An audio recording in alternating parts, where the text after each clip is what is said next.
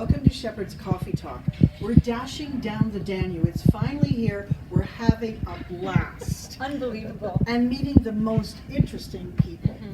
Now, Marlene, you've known our guest for a little Yes, while. great customer at Shepherd's from afar and close by because you pop in to see us once in a while. I do, yes, I do. Myra Iles is our guest today. Myra is coming to us all the way from the Yukon. I saw Myra in the airport and she had these beautiful earrings on, and we started a conversation, and then every day Myra shows up with something so spectacular, handmade in the Yukon, which is where you're from, born and bred in the Yukon, right. And it's where you're a nurse. That's right. Yeah. So can you talk about your work as a nurse in the Yukon and what that's like, some of the challenges and of course the rewards? Yes, so I'll start with my formative years. I have a First Nation grandmother, and as you know, the women around us when we're First Nation are all your grandmothers and your aunties. Mm-hmm. And I was given the name Orget, and that means people's helper. Ooh. So as a very young age, at fish camp or gathering berries or whatever, it was my role to help my grandmothers and my aunties. So it sort of just grew from there. My dad had back surgery when we were young, 1965. We had to fly to Edmonton to have that done. And I was so fascinated by the care that he got and the wonder. And it just started that journey for me. Mm-hmm. In the Yukon, we don't have a university. So I did what is called a licensed practical nurse. And practiced that in the north.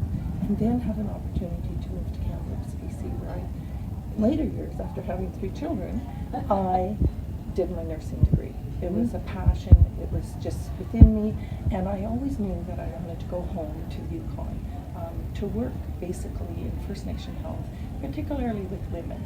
And as you know, history with Truth and Reconciliation, with missing and murdered Indigenous women, it's very, very important that we support women on this journey and their families to a better way of life, a better living, or an understanding of where they're at, meeting them where they're at.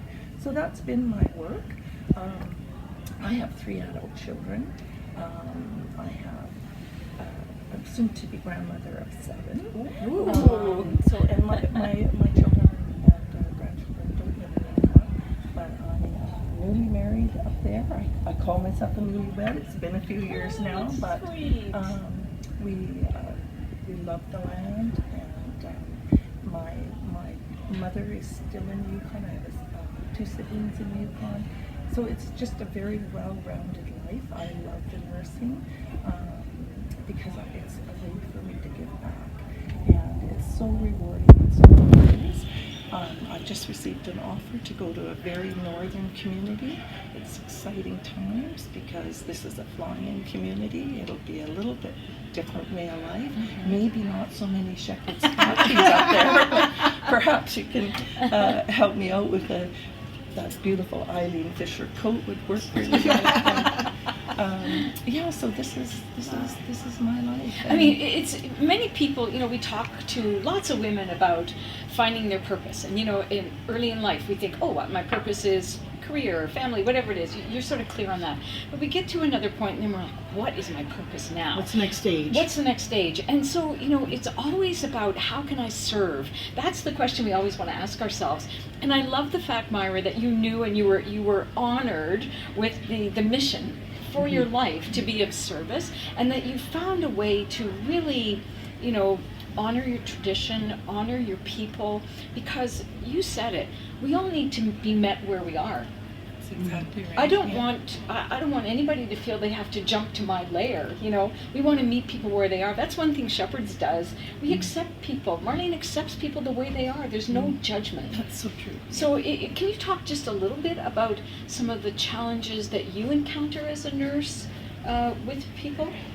Well, as you know, Truth and Reconciliation at the Indian Residential School is coming sort of into the forefront. Mm-hmm. Truth and Reconciliation has something like 96 calls to action of how we need to help First Nation people move forward in their life. And for me, it's about asking people to consciously think about their perspective of that. Mm-hmm. And how, to invite those people to have a look at what is the real truth about that event in Canada, and where people are at with that right now, and how do we, as perhaps non-First Nation people or non-Indigenous people, understand and work to support the Indigenous experience around that, to move forward, to sort of clear that path for themselves. Mm-hmm. We can't do the healing for them, Right. but we certainly can be there to support them, to start that healing journey in whatever way they need to do that. Mm-hmm. So that's very, very important work. But for Canadians, the biggest point of that is to understand that event. Mm-hmm. Yeah, and people don't. For the most part, they don't. But there's been lots of great talk about it. Mm-hmm. We're talking about it at very high levels in leadership and whatnot. But it's the everyday person Right. that I really want to invite them to be curious about that Right. event. Mm-hmm.